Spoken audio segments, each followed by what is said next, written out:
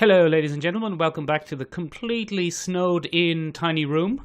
I am the ice-based human formerly known as Michael, and I am here digitally with Benjamin, who is presumably not snowed in. Ben, are you snowed in? I'm decidedly thawed and not snowed in. I did have a snow day. Sorry, go on. Go ahead.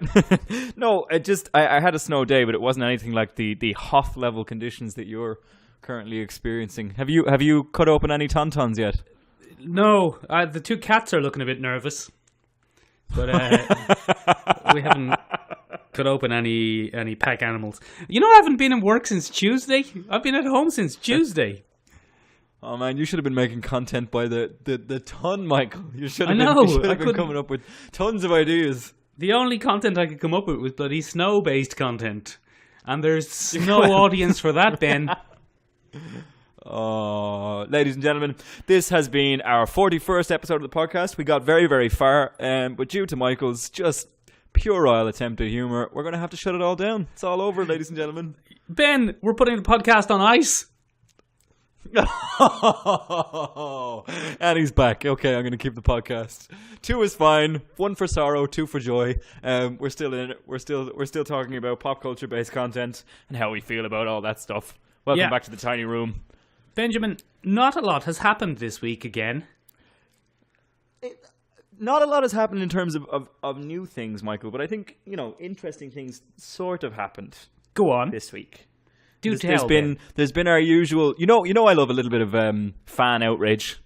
You do? I love a little bit of how pop culture affects real communities in real time. That's one of your favorites. I love all of this. Yes. Well, Black Panther, which is the gift that just keeps on giving for us here at the podcast. Certainly for podcasting communities. Yeah, it's just reams of content can be taken out of this thing. Anyway, so Ben, before we go any further, have you seen Black Panther? No. No. Okay, good.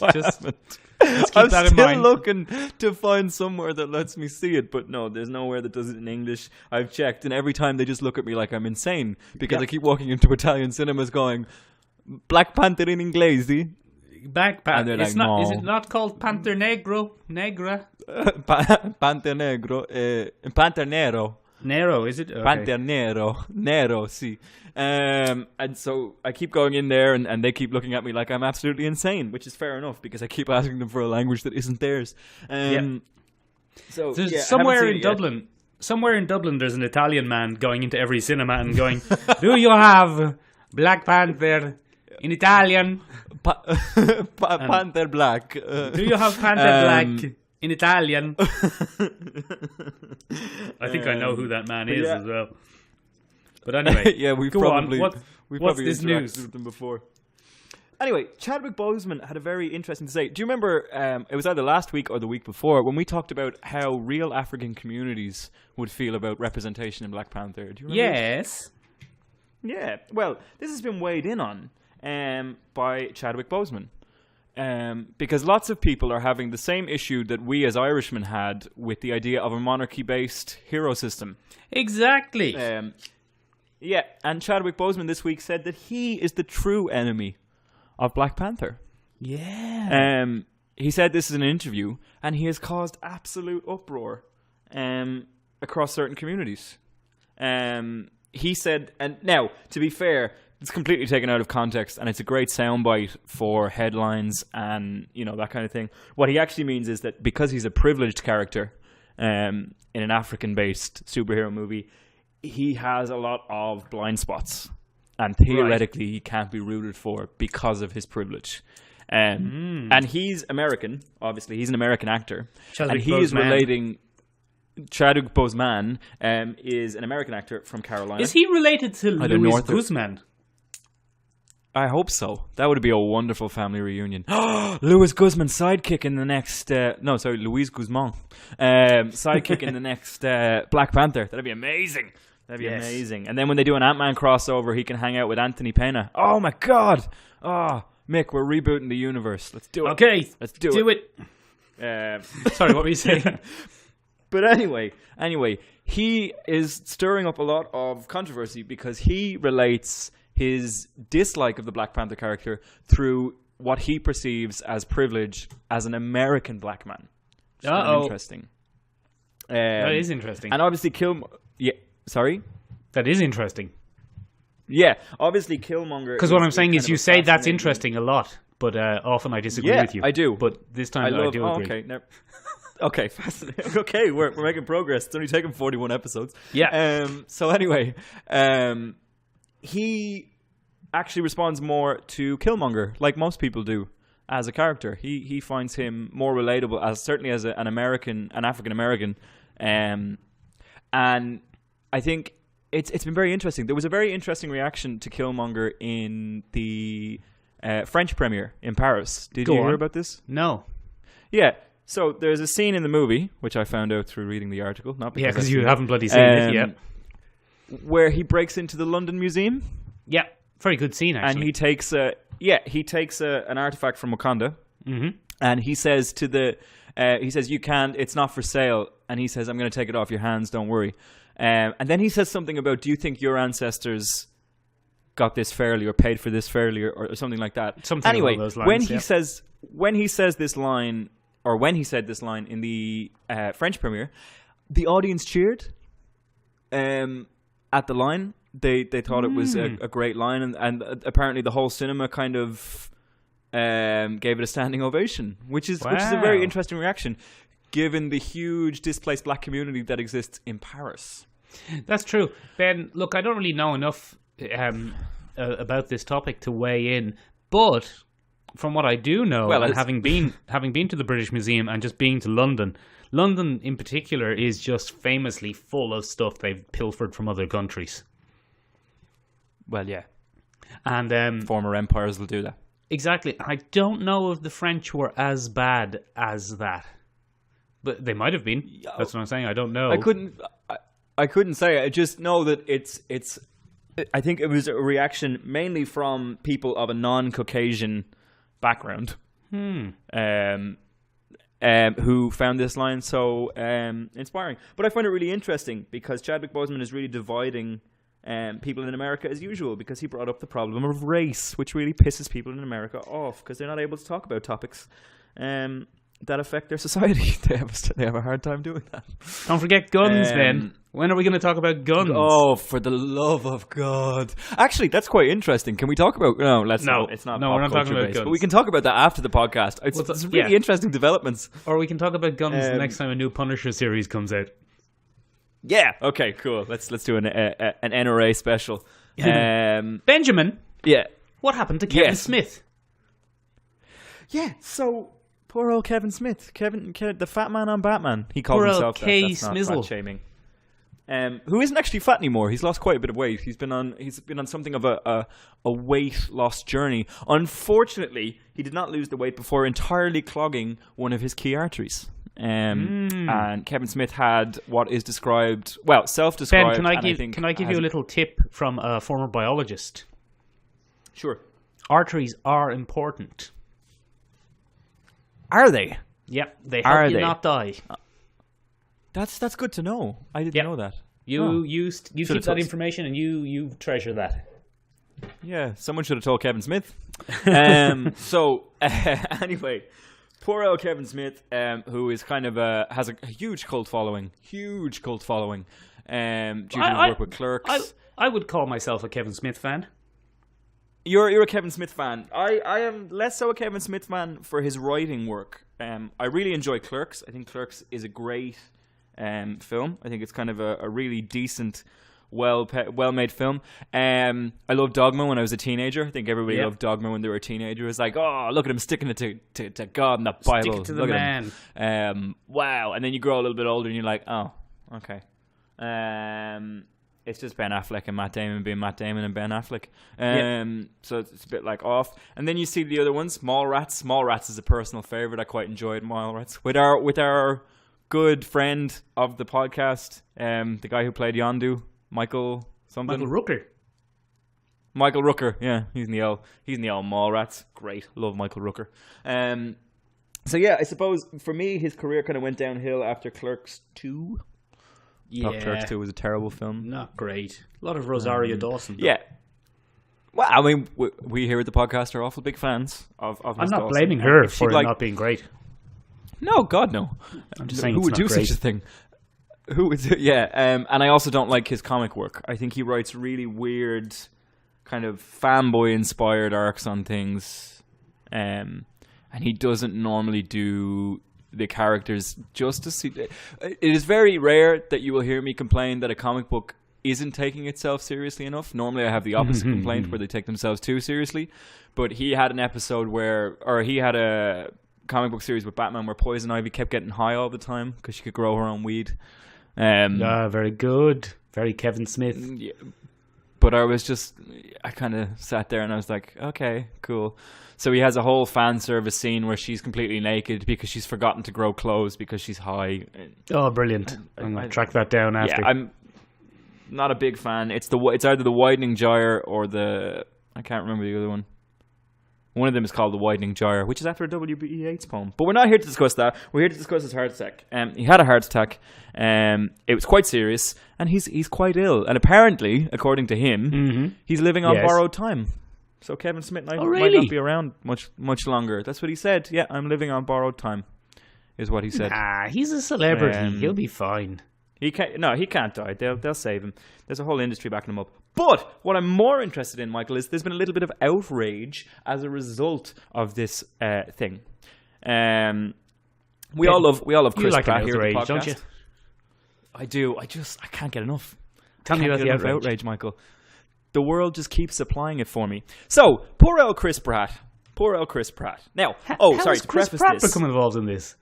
Oh, this sounds great. Yeah, this is bizarre. Okay, now, the timing of this is very, very bad, right? Because we recently had another mass school shooting in the U.S. Yeah, in Florida. Yeah, and this time, the thoughts and prayers motif, where everyone gives their thoughts and prayers to it, has been royally ripped apart. It's quite impressive. There is a huge secular backlash against this thoughts and prayers. You know, when people tweet. Yeah, I'm with you. Senator tweets my thoughts and prayers. Yeah. There's a huge backlash against it this time, and people are sick of it. They want reform. They don't want thoughts and prayers. They want reform. Now, I am a huge fan of secularism. I'm a massive fan of the separation of church and state. Big fan here. Why can I see that NRA poster behind you there, Ben? NRA, it's a nice poster, isn't it? Yeah. I got that on sale. It's the National Railway Association. I love an L rail. I actually do love trains. That's not that's really, an interesting aside. Not really adults group. That was a possible alternate name for this podcast. That's actually pretty good. But it's pretty good. But anyway, to come back to this, God, it's rambly today. The Needless Rambling Association poster. Yes, very good. So anyway, finish the story, Chris Ben. Pratt. Yes. Chris Pratt does not share my love of all things secular. Chris Pratt is quite an open Christian.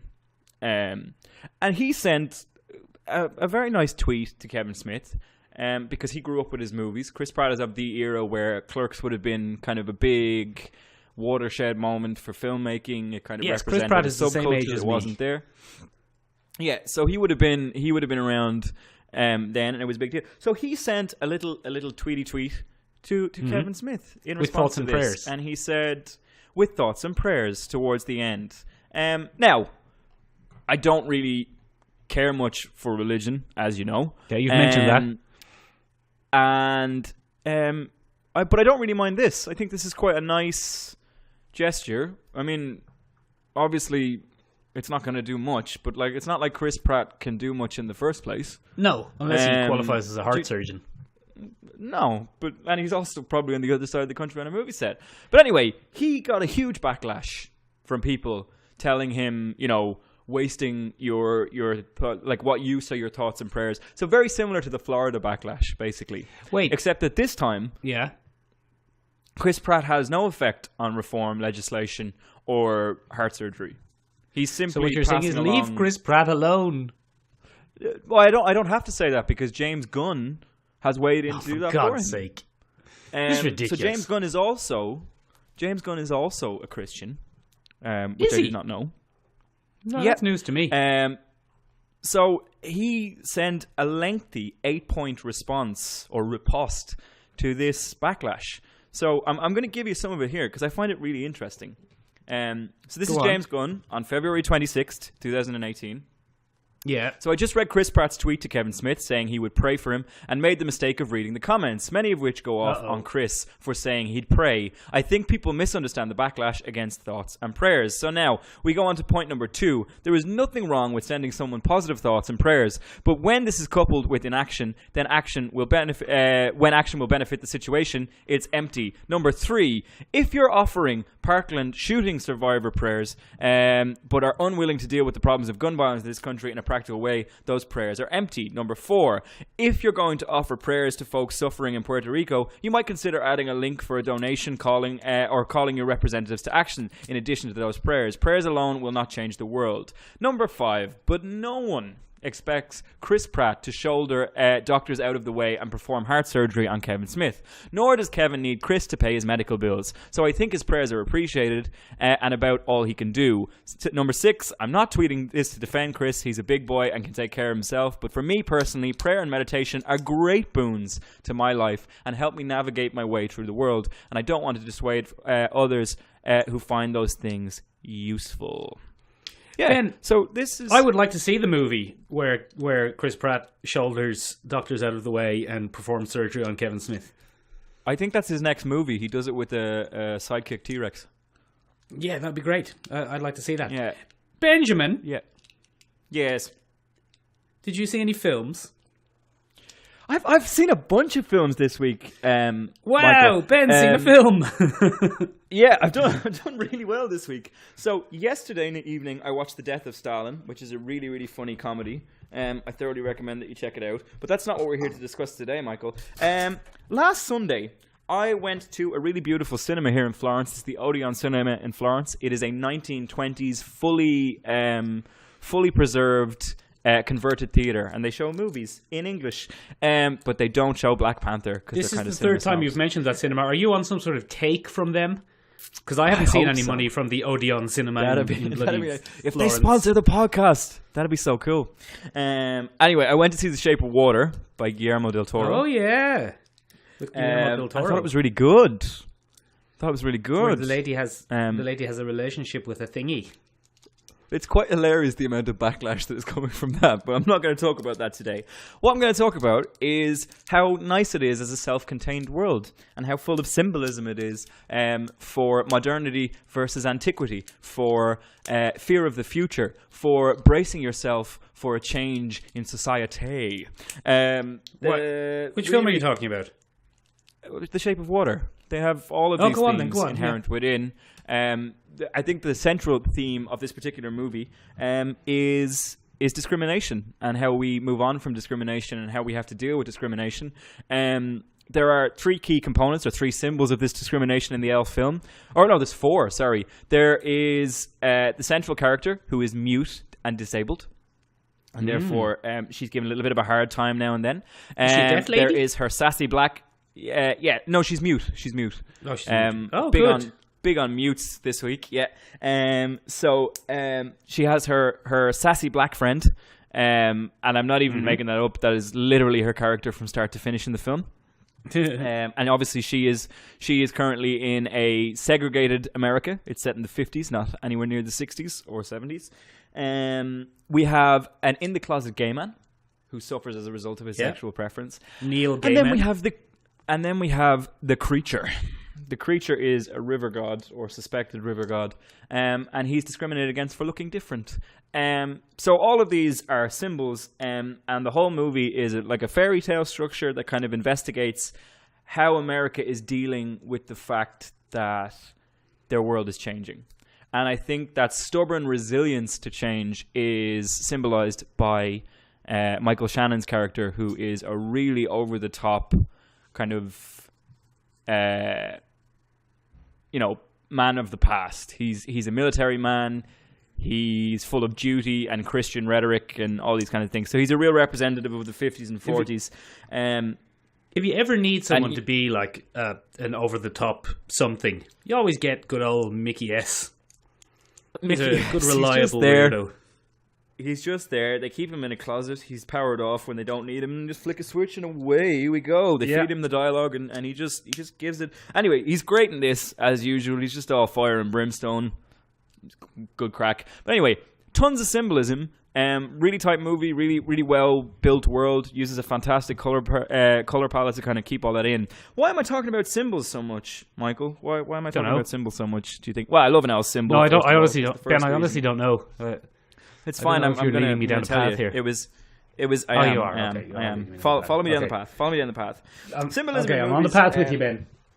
Symbolism in movies, Michael, is a wonderful thing, and it's a nice way to add extra layers to your film. It's a nice way to kind of make things a little bit better. And I think when you go to the cinema, you have a choice of two plots. You can have your Guardians of the Galaxy plot, which is a primarily narrative plot.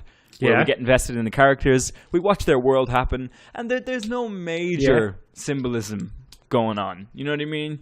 You're there to watch some people kick some ass. Hopefully it's well written. Hopefully you get to see some character relationships develop, some friends become enemies, some enemies become friends. The classic stuff. The classics. Maybe there's a sexy lady. Yeah, hopefully your Gamora or your I don't know, is Mantis sexy? I don't think so. Yeah, I think she's the sovereign lady is pretty sexy. Ben, you're revealing a lot about yourself in this conversation, I have to say. Moving on from there. Then you have your more symbolic movies or your more metaphorical movies, and those are generally put in your art house sphere. Symbolism. The other movie that I saw this week that doesn't understand that clear distinction is Mute. Yeah, it's not great, is it, Ben? Mute is shockingly shit. Yeah, it's real bad. It's so fucking bad. And it really annoyed me from start to finish. And the reason I had to sit with it, and I was more pissed off that I was so annoyed about this film, because it's really a film that you can watch and just completely forget you ever saw. And yet, I was pissed off by it, and I realized why I was pissed off by it. The reason I was pissed off by it is, it could be a good movie. There's a good movie in Mute. Yeah. It's just really, really laden with a bunch of shit that nobody wanted or needed. Oh. Tell it like it is. So I'm a huge Ben. fan of... Yeah, I have a little... I'm gonna show it to you here on the webcam. I actually sat down and wrote this out. Wow, okay. Because it annoyed me that much. So, this is going to be a special segment of Why Would You Do That? In other words, why would you do that with Mute? Okay. So, I have the overall problems. The problem with Mute, okay? There are three key things that piss me off about Mute. Okay. Number one is the shoehorning element of Mute. Shoehorning is when you take something and you ram it into a story, or you ram it into something that you like to do, and you just throttle your audience with it. You shove it down their throat. It's really irritating. This is very violent imagery, Ben. But it's like watching Superman and you have that Jesus Christ parallel. You can't watch Man of Steel without just going, okay, we get it, he's Jesus. He's Jesus. He's Space Jesus! So that's shoehorning. I have never seen so much shoehorning in terms of a plot. I think... What about the film John and the Poorly Fitting Shoes? That's a case of fairly justified shoehorning. Not much plot in that. The shoes wouldn't quite have dull. fit. I found the 2.5 hours of method acting by Daniel Day-Lewis where he hobbled around to be just grueling stuff. Yeah, in shoes that were half a size too small. Yeah, look, he's a great actor. He makes sacrifices. Anyway, the main thing that I object to in terms of shoehorning here is the symbolism. I think Leo, the character played by Alexander Skarsgård, is supposed to be some kind of great symbol of a simpler life or a simpler time before Cyberpunk. But they never go into why he's an important symbol for the plot. He just seems to be Amish. Weird... yeah, I know, but there's no reason for him to be Amish. It doesn't make any sense. But it does, I think the director... It's the future, and he would have had voice fixing surgery. Yeah, but where else does he suffer for that? Occasionally he can't voice search something. Yeah. That's about his only struggle with the new world around him. He does not suffer as a result of discrimination. He does not suffer as a result of anything. They call him a freak a couple of times, but I'm sure there's people nowadays that call mute people freaks. Boo to those people. Just but I'm sure there's people now. Yeah. And then, so I really didn't like Leo. Leo was kind of shoehorned in there. Then there's the actual technological element that's shoehorned in. There is no need for this film to be a cyberpunk film. No. I did not understand at all. It's poorly made. Altered Carbon was better produced when it came to flying cars and big monolithic cities than for sure. a film was. In Mute, sometimes the cars are flying cars, sometimes they're not. Yeah, I just didn't understand that at all. You could easily have set the film during Amish times, whenever that was. You could have been absolutely fine. Like, the whole plot with Cactus and Doc is an Iraq War throwback. They're two lads that survived the Iraq War together in the same team. Like, I don't understand why they put this in the future. There's a weird subplot where Germany is the center of the universe again. Didn't understand any of that. And then the other thing is, if you look at the TV screens in terms of shoehorning, they keep doing a reference to Moon, his previous sci-fi film. Yeah, The Trial. It's really fucking annoying because it doesn't fit at all. I think Moon's he's just great, like, though, Ben. No, Moon is fantastic. But I think it was literally Duncan Jones being like, hey, remember when I knocked it out of the park? Remember that? It was great, though. Moon was really good. There's an element of that here. Moon is amazing. I think what Ben, I think you've misread the message there. I think the real message was just turn this off and go and watch Moon. You'll enjoy that more. Moon's very good. They're listening nonsense. So the second huge problem that I have with this is it's really badly made. All of that was just one problem. That was one problem. Holy I've got crap. more. Okay, go on.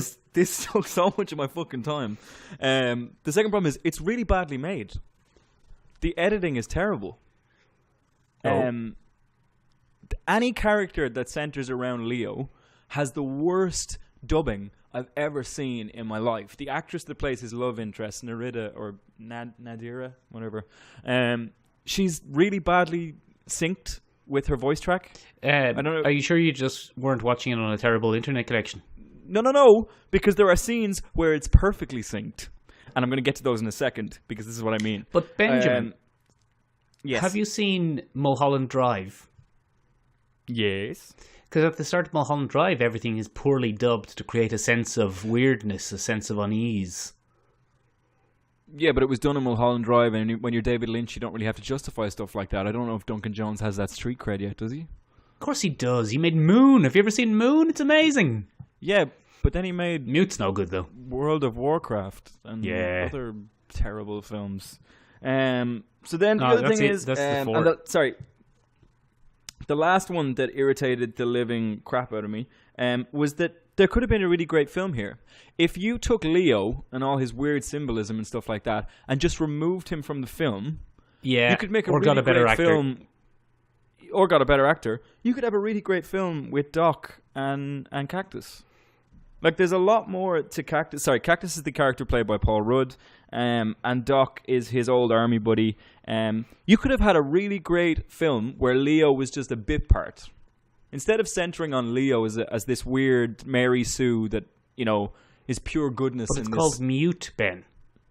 Yeah, I understand that, Michael, but you could have changed the name of the film and everything. Not really. What you're proposing is an entirely different film. Absolutely. I'm actually not. It's not an entirely different film. What I'm proposing is you just get rid of the Leo plot. You and take instead the film just focus on this weird pedophile. Focus on Paul Rudd, not the pedophile part.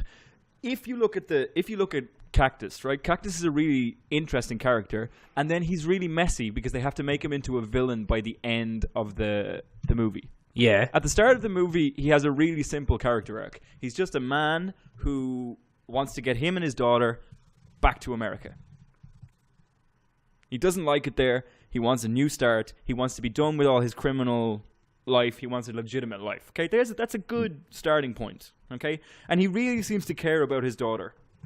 Like, occasionally he has to leave her with a babysitter and all that kind of thing, but he really cares about his daughter. And he's a very Paul Rudd character at the start of that film. He's the loving, affable, charming thing. Mm-hmm. Then you have this really interesting, but this is the interesting thing. You have this real conflict where he's a man who has this huge, history with this other guy, where like they've saved each other's lives and they've looked after each other ever since they spent time in the army. And now he has this new information that it turns out that his best friend in the world is a fucking pedophile. Like, and he has to deal with the moral dilemma of, you know, leaving a comrade in arms behind because he's a pedophile. Like, there's a lot that you could do with this story. Or just letting You know him what chat I mean? up his daughter. Yeah, okay, fine. Look, but this is what I mean. They have to make him a bad person by the end of the film because he ends up being the villain. But it doesn't make any sense with the start of the film. Then it's just no good. He suddenly becomes like this... But that's what I mean. But even when you look at the parts with Doc and Cactus, it's better edited. The sound quality is 10 times better. There's no weird, out-of-sync moments. It's just a much better film if you get rid of fucking Leo and his stupid plot. But anyway... But then it would be a really short film. It was a bad film. Huh? Then it would be a really short film. Yeah, I know. But look, you could expand it. You know what I mean, Michael. You know what I mean. You know what I mean. Anyway, real bad film. I think we have a really early contender for Bad Egg of the Year for next year. Well, Awards. I mean, Netflix. Just pick one on Netflix. I watched Veronica last night. What's Veronica? Have you read anything about Veronica? It's a Spanish horror film. It's quite good if you enjoy a horror film. Ooh. I'm not a huge horror fan, but that's it's your typical haunted house demon possession film, but it's pretty good and it's in Spanish, which I always find more scary for some reason. Spanish is a very scary language. Let's move on, Benjamin. More revealing things. So what are we here to talk about this week, Michael? I don't know. I honestly can't remember. That's my rant over. How much time did I take out of the podcast? We're at about half an hour. So let's do this nice and quick. Benjamin. Listeners, I'm so sorry. Benjamin, who even is Stalin? Stalin was a Russian dictator, a contemporary of Hitler, once had an alliance with Hitler, and unfortunately that fell about after the Battle of Stalingrad, where Hitler attempted to seize power from Stalin. Ben, did you just say, unfortunately, the alliance between Hitler and Stalin fell apart? I was thinking it was a buddy comedy. It was like a buddy comedy. This year, two guys want the same thing. No way! You want to dominate the world too? Yeah, I do. Ben, they didn't want the same set thing. Off. It's Jim Carrey and Jeff Daniels. One is Stalin, one is Hitler. Which one is Stalin? Out of Jim Carrey. Surely, if you wanted Stalin, you'd get Michael Shannon. Jeff. No, but it's a buddy comedy now. It's fascist and fascister. Oh, Jesus. It's a whole... Ben, who even is Jim Starlin? So, we're not actually here to talk about Stalin this week. We're here to talk about Jim Starlin. Jim Starlin is a comic creator that rose to prominence in the 1970s. He's a contemporary of all those lads that we love. We love ourselves a little bit of... No, he's not really a contemporary of all those lads. He's probably a later contemporary. We're huge Jack Kirby fans here at the podcast. He would be kind of the second wave of great creators to come along. And very much... Though I'm hesitant... Go on. Go ahead. No, you go first. No, but I would hesitate to call him one of the greats. I have a few issues with Mr. Starlin myself. How interesting. But, leave Stalin out of it. Interestingly, Ben, greatly inspired by, and in many ways kind of a successor to Jack Kirby. Yes, I have a quote here about just that. In 2008, I love a quote. He did a panel that was mainly focused on Steve Ditko. For those that don't know, Steve Ditko is kind of the creative force behind Marvel, and the co-creative force, I guess, when you put him with Stan Lee. There's a little bit of a controversy there, a little bit of a Bill Finger, Bob Kane issue. The Kane paradigm. We'll do a Steve Ditko episode someday, Ben. Yeah, I think we should. Steve Ditko is pretty cool. But anyway, he said on this that everything I learned about storytelling was from him, and the him he's referring to here is Ditko, or Kirby. So Jack Kirby and Steve Ditko, they could be looked at as the modern fathers of certainly comic books in general, I think. But yeah, he owes a huge debt to them, and he was taken on in the 1970s. He had done a lot of drawing for fan publications and things like that. So he did a lot of fan art stuff like that. They saw him, they liked it, and they took him on. So he's quite notable. He saved a number of characters. He's predominantly known for space, so he's very similar to Kirby in that way. He's predominantly known for his space-based or cosmic-based work. Yeah, he does space characters mostly. Yeah, he does space operas, similar to Kirby. I would consider him like a B-list Kirby. Oh. Personally, and I'll get to why I think that in a second. But anyway, his notable characters are the ones that he really, is famous for. Ben, he would probably take that as a compliment. Well, I mean, it's quite a compliment. It's hardly a gripping insult. It's an insult to me, but I mean, a B-list Kirby is still better than an A-list Leafield. Like, you know what I mean? Oh! Really I was going to say an A-list Colopy. Zing. Yeah, it's very good. I'm just going to take a pause here and have a little cry under the table. That's fine. It's fine. I'm okay. So anyway, he's kind of most famous for revamping Captain Marvel. He saved that character, the original Captain Marvel, non-female Captain Marvel. The original Captain Marvel from Fawcett Comics. Oh, Shazam! Damn it, you got me. So it's not Shazam. Sorry, the original Marvel Captain Marvel. Yeah, Marvel Captain Marvel. Marvel was his name. Marvell. I don't know why every single space character has an L at the end of their name. Kal-El, Marvel, Jor-El. Well, I think the Marvel thing, Ben, was just to make it so that his name was Marvel. Yeah. Fair enough. I love explaining the obvious to you. It really helps me. I never see it. I'm so focused on my tropes. It just goes right over my head. The obvious is just lost on me. Benjamin, those cosmic characters, your Captain Marvel, your Quasar, your Adam Warlock. Quasar, your Adam Warlock, hugely famous for that as well. Kind of revamped that character, took him out of obscurity. Ben, did you ever think they all look too similar?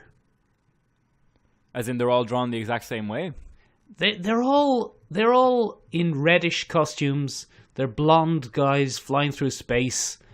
Two of them have powers granted by different sorts of wristbands. I think one of the biggest problems with Cosmic Marvel for me, and I imagine for people new to comics, is they're all essentially the same character. They have weird, kind of vaguely defined powers compared to the Earth guys. Aryan spacemen. Yeah, they're kind of Aryan men in space with whatever power they kind of need to deal with whatever the problem is at the moment. If we ever write our own comic, that is definitely the first publication. Aryan men in space with powers to deal with whatever they need to deal with. That'd be good. So they're very generic. You have a dime a dozen kind of space Marvel things. They're very poorly defined.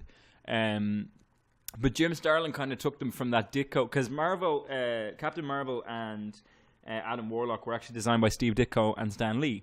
They were created by them, but they found notoriety, or they found fame with Starlin when he took over the publication in the 80s, and he kind of turned them into this huge cult following. And he kind of went off and did his own version of the Fourth World that Jack Kirby did with DC. He kind of just started to flesh out the cosmic universe that.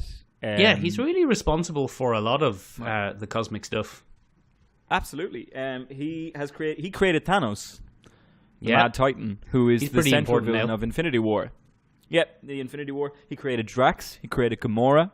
So a lot of fan favorites are Jim Starlin. They're his characters. And I think more importantly than that, he's actually created the plot of the third Avengers film. He is responsible for Infinity Gauntlet and Infinity War and the Infinity Saga. He kind of spawned all this. And he kind of sowed the seeds for that in his Captain Marvel run and things like that. And then Marvel actually gave him the space to do his Infinity Gauntlet saga, which was hugely popular. Ben, have you ever read the Infinity Gauntlet? I haven't. I have not. Well, Ben, I have. Yes, and tell me more. The only thing I can say about it is I hope it isn't the plot for Infinity War. Is it real bad? No, it's good. Like for what it is, it's good, but it is not an Avengers story. It's a story about Thanos, who is definitely Jim Starlin's favorite character. Jim Starlin loves Thanos. He has a big thing for large, muscular spacemen. Go Because on. he took over from Kirby's Fourth World when he went over to DC and drew a lot of the new gods. Yeah. And his version of Darkseid is very, very similar to Thanos. Well, Thanos and Darkseid are essentially the same character, Ben, let's be honest. Yeah, kind of nicked from Kirby, yeah. But then he also created Mongol for DC Comics. Yeah. Do you know who Mongol is? Another big Mongol grey is- spaceman. Yeah, he's another big, massively muscular thing. So Jim Starlin's got a little bulky fetish going on somewhere. some Anyway, alien right? bulksters. Infinity War. Yeah. First of all, Infinity War. Infinity War, the comic, is weird. And Why? it's a sequel to Infinity Gauntlet. Infinity Gauntlet is the more relevant one, I think, for the movie Infinity War. Infinity War is a story. Infinity Gauntlet is a story about Thanos and Adam Warlock.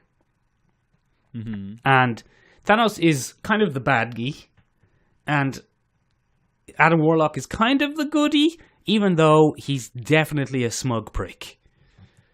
He's now a smug prick. Oh, he's such a smug prick. The entire plot is basically Adam Warlock setting. Thanos has acquired the Infinity Gauntlet, and he has become omnipotent. And he that's how it starts. He already has it when it starts, and he has decided, for example, he kills half of all living things to impress Mistress Death, because he's in love with Mistress Death. Yeah. Who we've covered before on the podcast. Exactly. And Warlock is trying to assemble a squad, basically, to go and fight him. But Warlock won't tell them the plan. All he'll tell them is, if we want to beat Thanos, we'll need a perfectly formed and executed plan, so you'll all have to follow me. And everyone just kind of goes, oh yeah, that sounds legit. So That's he decent. goes, he goes to Earth, and he gathers up basically everybody. And he goes to fight Thanos. And Mephisto, the devil, he convinces Thanos that, Thanos, if you just use your omnipotent powers and make all of these people stop existing, that won't impress Lady Death, Mistress Death. You'll have to show off. So you should reduce your powers to a level to have a fight with them. So he does that, and it turns out that the whole thing is just a distraction for Silver Surfer to try and grab the gauntlet. But then, Ben, all your favourite characters die in horrific ways. Oh, good.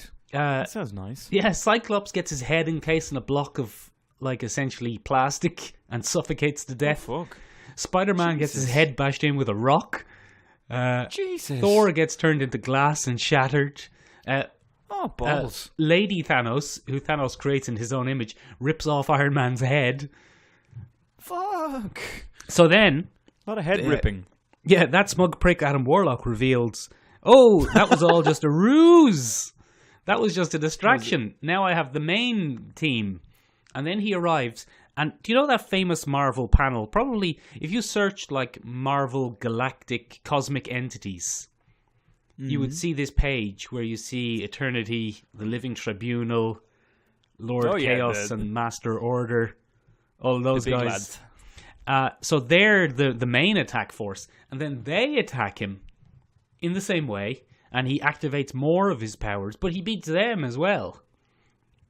And eventually, he becomes the universe. He becomes not Eternity. What's his name? The big Entity? see-through guy. Maybe it is. Oh, Eternity. is he the one God overall? No, he doesn't exist yet. Anyway. He becomes incorporeal, or he becomes a cosmic entity. But he forgot that Nebula was there because he'd been torturing Nebula the whole time. The movie doesn't look good for Nebula, by the way. So he'd been torturing Nebula the whole time, and he forgot about her. And then she gets the glove and undoes everything. Oh. So that's not great writing. I mean, it's a very good comic. It's very enjoyable. And that's not even the end of it then. Then Thanos teams up with the heroes to try and get it back from her, because she's going to be even worse than he was, because she's a lunatic. Sure. Fair. And in the end, Adam Warlock takes it. So I don't know how they're going to convert that into a movie, because our heroes, our main characters, exist to die. as part of Adam Warlock's not- plan to distract Thanos. That's not great. And then everything that's gets not what you wanna reversed in hear. time anyway. That's not what you want to hear. So I don't know. I don't know how they're gonna do it. Ben, have you ever heard about Yes. Jim Starlin's famous beef with Marvel Comics? It's very recent beef with Marvel Comics, isn't it? Go on. It's only happened in the last 2 months. Oh no! I mean, he has a long-standing beef. It's on and off. I don't know if it's because he's a nice normal guy who doesn't like being screwed over, or if he's difficult to work with. It's probably a combination of both. I have heard I've heard the latter more than I've heard the former. But I've who are heard we that he's a bit of to believe bit internet of a gossip? drama. Well, I don't know the man. But the comic book industry is notoriously, well-meaning, and there's no pettiness, and there's no everyone's an upstanding gentleman. Is that There's never been a. Ben? That sounds there's never like you're being disingenuous. No, there's never been a kerfuffle in the comics industry. No one's ever been screwed over. No minorities have ever been overlooked, and no one's ever been a petty little racist who gives out when their favorite character is changed in some minor way. That just doesn't happen in comics. You're not. Everyone's... I thought you were accusing Jim Starlin of being a petty little racist, but No. Steady on. I was accusing all the people that read comics. being racist. So the thing was, right? This is the interesting thing. Jim Starlin also created KG Beast. Oh, no way. I love KG Beast. And KG Beast was briefly and almost unrecognizably in Batman vs. Superman. That's another very big muscular man. Yeah, not in the movies. In the movies, he's just a normal bloke. With Aryan undertones. Yeah, anyway. Tell me more. So, Jim Starlin earned more money from KG Beast's appearance in Batman vs. Superman than he had from Thanos, Drax, and Gamora and the Infinity Gauntlet in Marvel movies up to that point. Wow.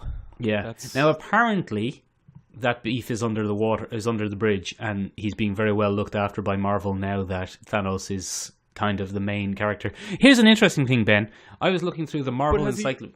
Go on. Sorry, has he not stepped down again? There's a really recent thing. He's having another fallout with them.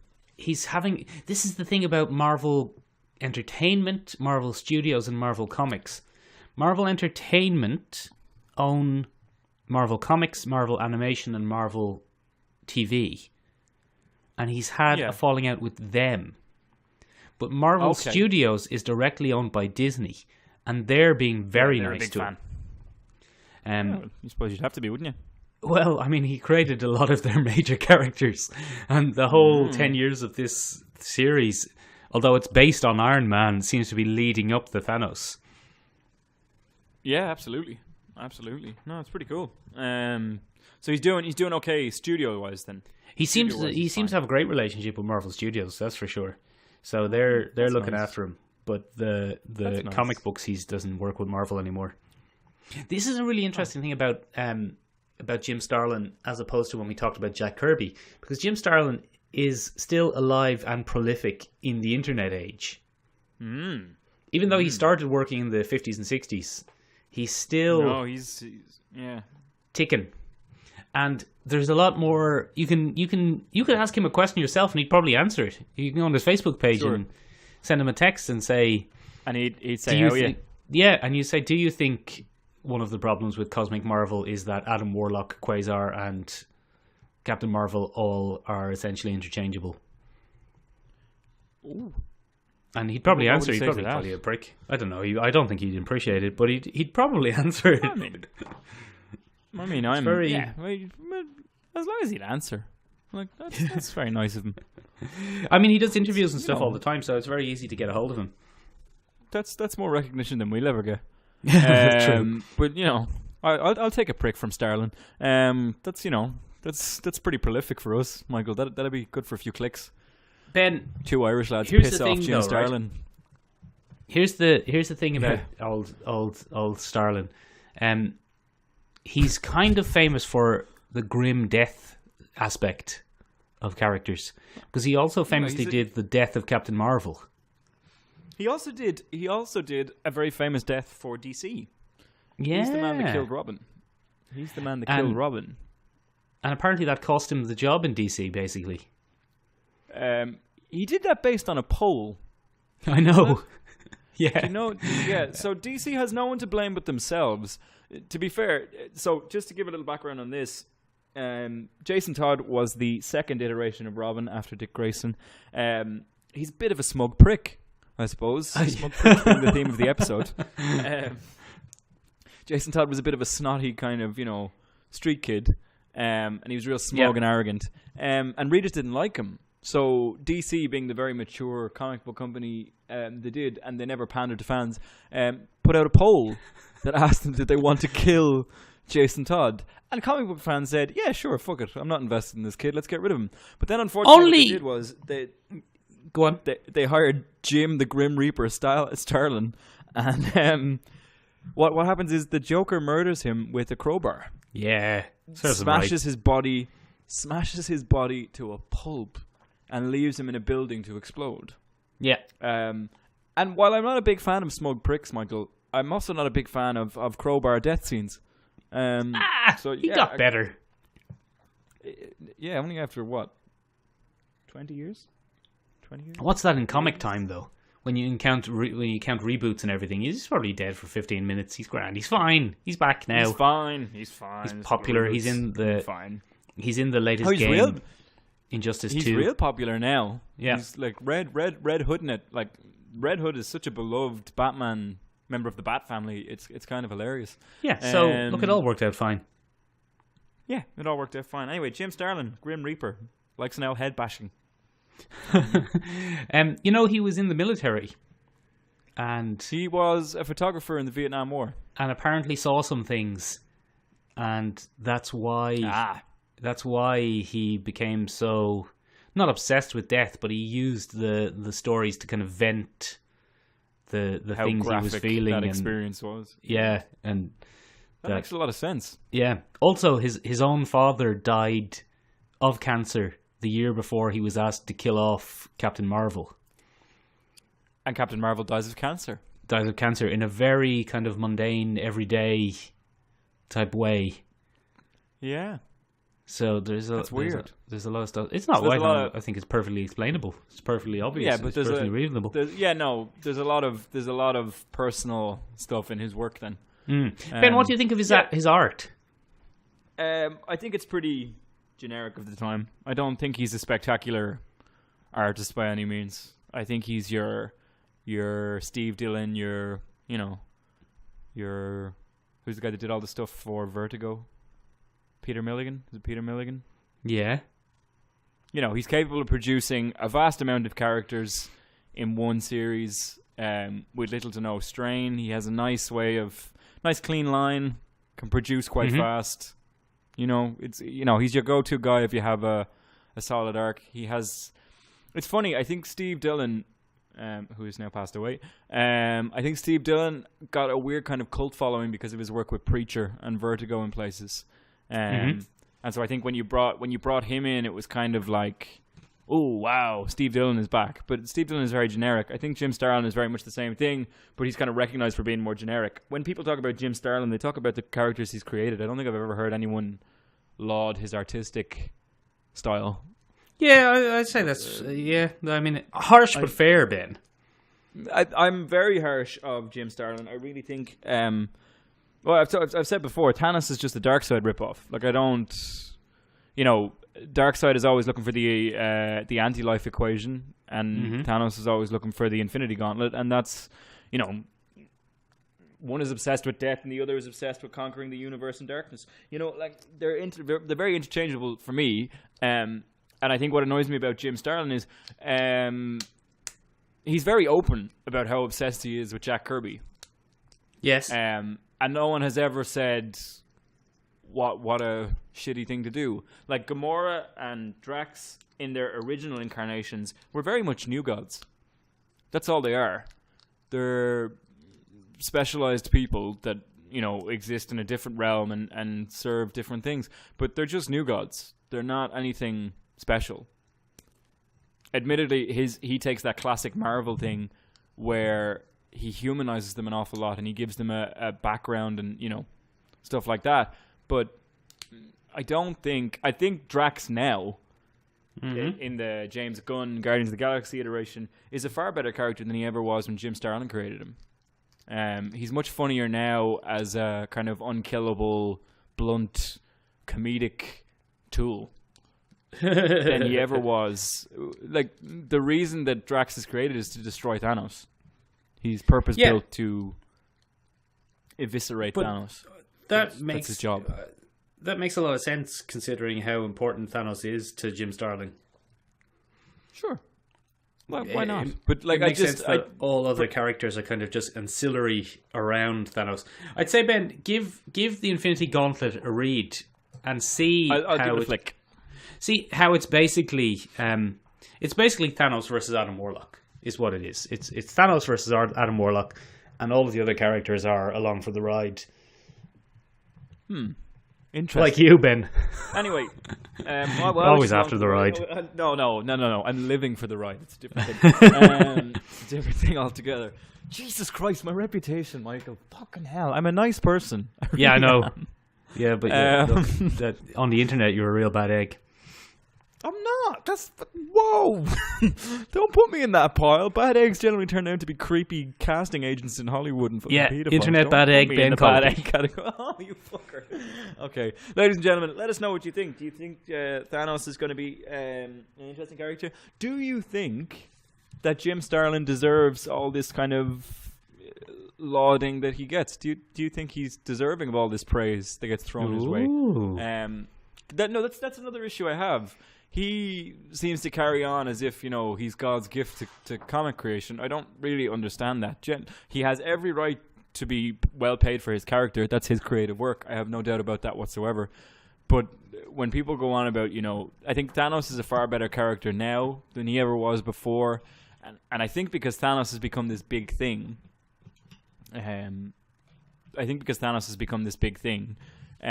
he's probably getting a lot more attention now. Thanos has only become a big thing since Joss Whedon put him in Avengers, though. Yeah, at the end of Avengers. Thanos was never a thing before that. He was this weird 80s villain that cropped up every once in a while and disappeared. And now, kind of in his own self-contained stories. Yeah, because he was too powerful. It's like Darkseid. Putting anyone up against Darkseid in DC is pointless because Darkseid is super powerful. Like, he's more powerful than anything on Earth. Except in the video game Injustice, where you can beat him with the Red Hood by shooting guns at him. Which doesn't make any sense at all. No, it doesn't. At all. Anyway. The only thing that can beat Thanos, Ben, is his own subconscious desire to lose. Because, what? Wait, what? That's well as that. Because he, like when he became incorporeal and accidentally let Nebula grab the glove, he was cosmically aware. He should have known that was going to happen. So he subconsciously wanted it to happen. Is that so he can impress death again or something, or come close to I don't know. Subconsciously. Look, we could sit here and psychoanalyze Thanos all day, but it won't get us anywhere. Listen, let us know down below what you think. Are you excited for Thanos in the films? Did you know about Thanos before the films? Like, what makes you tick? How do you feel? Who do you root for more in Black Panther? Is it Killmonger or Black Panther himself? And more importantly, did you think Mute was a shit film? Yeah, it was. We know the answer is yes, but let us know down below. Anyway, that's it for us. Any closing comments, Michael? Any recommendations? Give Infinity Gauntlet a read? Give Infinity Gauntlet a read, just for context, and it's actually an enjoyable read. All right, fair enough. Right, that's it from the Tiny Room this week. Bye. Bye.